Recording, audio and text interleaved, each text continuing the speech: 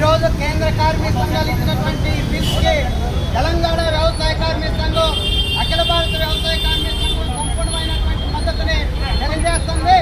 ఈ రోజు నోడియాలో జరుగుతున్నటువంటి కార్మికులకు పోరాటానికి అండగా తెలంగాణ రాష్ట్రంలో కలిసొచ్చినటువంటి కార్మిక సంఘాలన్నిటికీ కూడా ప్రత్యేకమైనటువంటి అభినందనలు తెలియజేస్తున్నాం.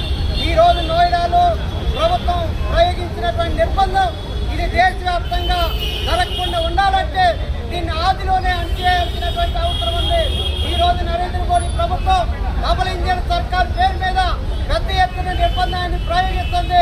కార్పొరేట్ కంపెనీలకు లాభం చేకూర్చే పద్ధతులు నయా బానిసత్వాన్ని తీసుకురావాలనేటటువంటి ఆలోచన చేస్తుంది.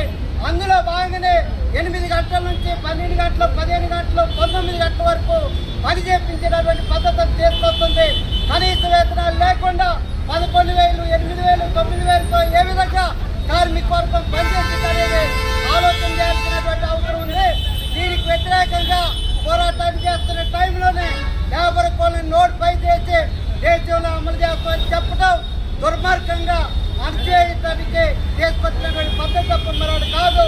ఈ పోరాటాన్ని విస్తృతం చేస్తే ఆ పోరాటంలో వ్యవసాయ కార్మికులు మీకు మద్దతుగా ఉంటారు, మీతో కలిసి పోరాటంలో పాల్గొంటారని తెలియజేస్తూ ఈ అవకాశం ఇచ్చినందుకు